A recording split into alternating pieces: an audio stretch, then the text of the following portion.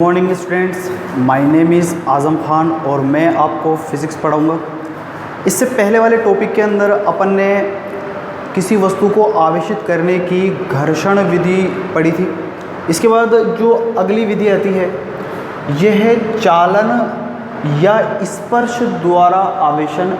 नाम से ही पता लग रहा है कि अपन को किसी वस्तु को क्या करना पड़ेगा, स्पर्श करना पड़ेगा। स्पर्श करने के बाद उस वस्तु को अपन आवेशित करेंगे। यहाँ पर डायग्राम बना रखा है मैंने। यहाँ पर एक चालक गोला है ए, ये गोला है चालक, ठीक है, और इसको अपन ने आवेश दे रखे हैं प्लस, ठीक है। ये कुचालक स्टैंड पर है, ये जो है ये कुचालक स्टैंड है। इसी तरीके से ये चालक गोला है बी, दोनों गोले चालक हैं। इसके ऊपर अपन ने कुछ भी आवेश नहीं दे रखा और ये भी कुचालक स्टैंड के ऊपर रखा हुआ है, ठीक है। अपन ने क्या करा, ये है आवेशित और ये है उदासीन। इस उदासीन जो गोला है बी, इसको अपन को आवेशित करना है।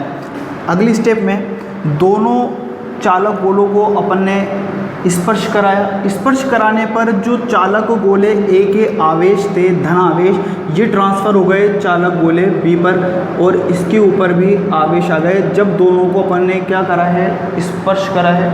स्पर्श करने पर दोनों ये जो आवेश है दोनों चालक गोलों पर फैल गए।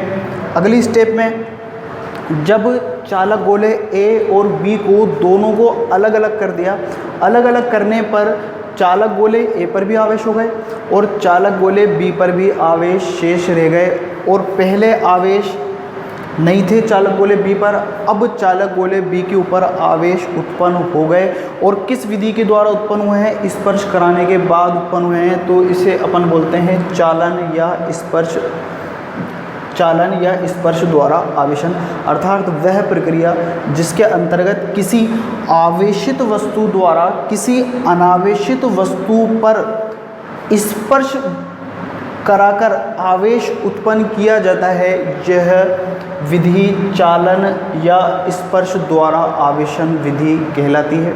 इसके बाद इसका तीसरा टॉपिक होता है प्रेरण द्वारा आवेशन। किसी वस्तु को आवेशित करने की ये तीसरी पद्धति है, तीसरी विधि है। प्रेरण द्वारा आवेशन के अंदर एक चालक गोला लिया, चालक गोला है कैपिटल ए और ये प्रारंभ के अंदर है, प्रारंभ में उदासीन है, इसके ऊपर कोई भी आवेश नहीं है।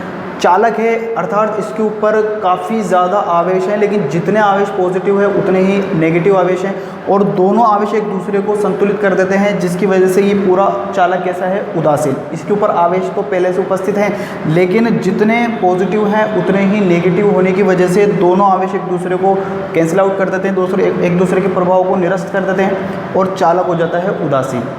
इसके समीप एक धनावेशित वस्तु, जैसे ही अपन इस चालक गोला ए, इसके समीप जैसे ही धनावेशित वस्तु लेकर आए, इस चालक में उपस्थित जो ऋणात्मक आवेश हैं वो इस धनात्मक आवेश से आकर्षित होंगे और इस साइड आ गए, चालक गोले की बाईं तरफ आ गए, जबकि जो इस चालक गोले में उपस्थित धनात्मक आवेश हैं वो इस धनावेश से प्रतिकर्षित होने लग गए।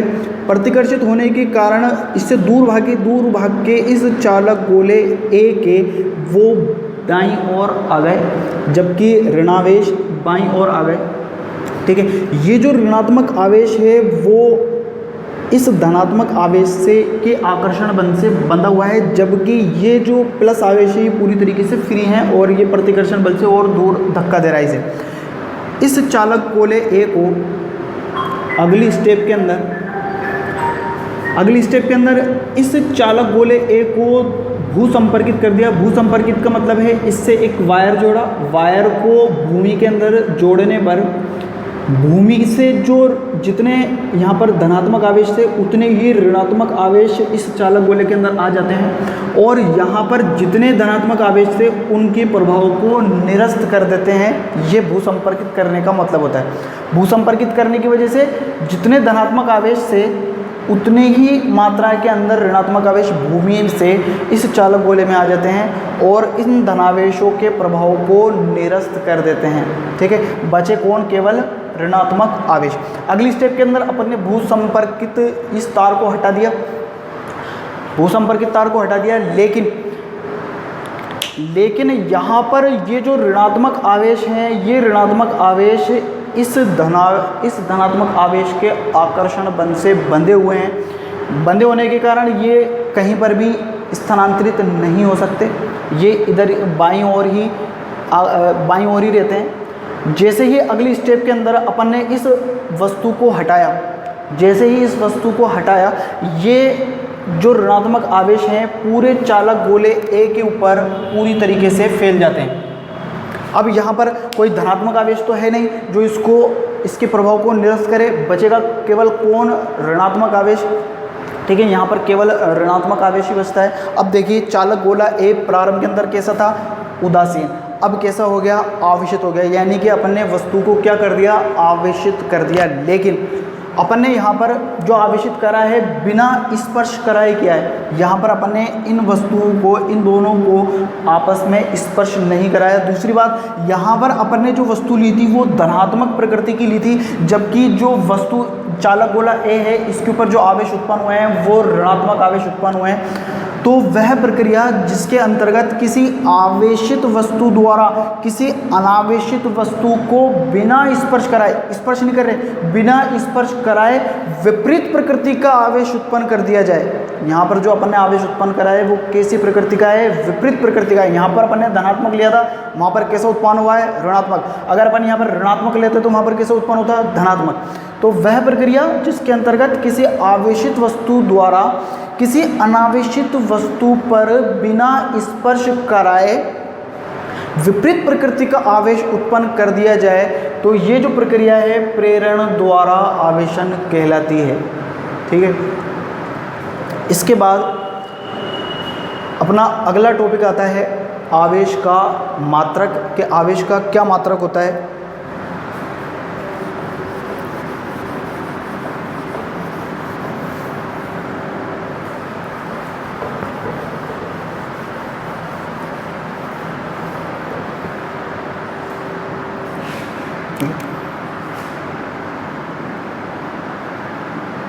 आवेश का मात्रक,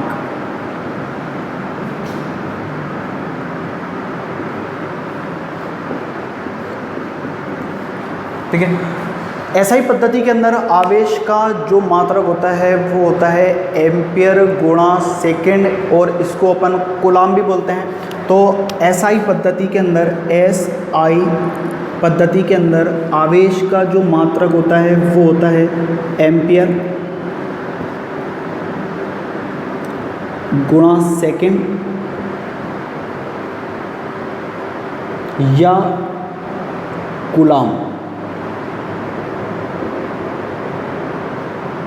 ठीक है, कूलाम को कैपिटल सी से दर्शाते हैं, ये इसका चिन्ह है, प्रतीक चिन्ह है।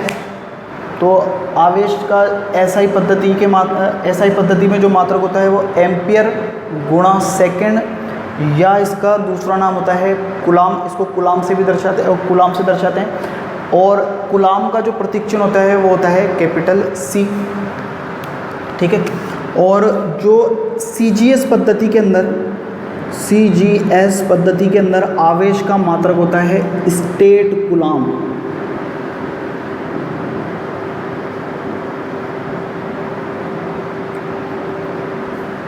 ठीक है, सीजीएस पद्धति के अंदर आवेश का मात्रक होता है स्टेट कूलाम, और एक कूलाम आवेश के अंदर 3 गुणा 10 की पावर 9 स्टेट कूलाम होते हैं।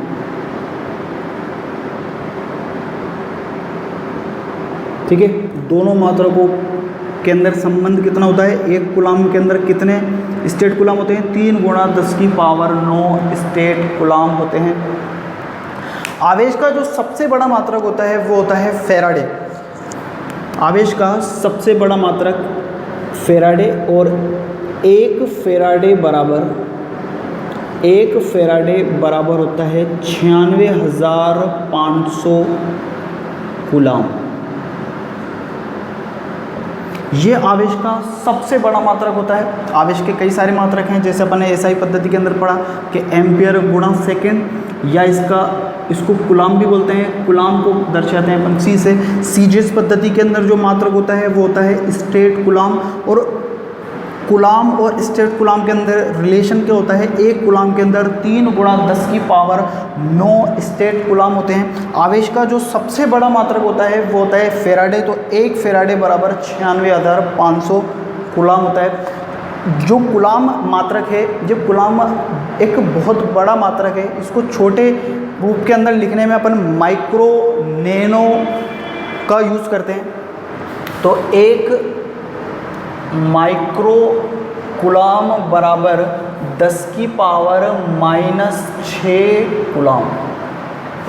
ठीक है, कूलाम एक बड़ा मात्रक है। छोटे मात्रकों के अंदर लिखने में अपन माइक्रो का यूज़ करते हैं। तो 1 माइक्रो कूलाम बराबर 10 की पावर -6 कूलाम। इसी तरीके से नैनो का भी यूज़ करते हैं।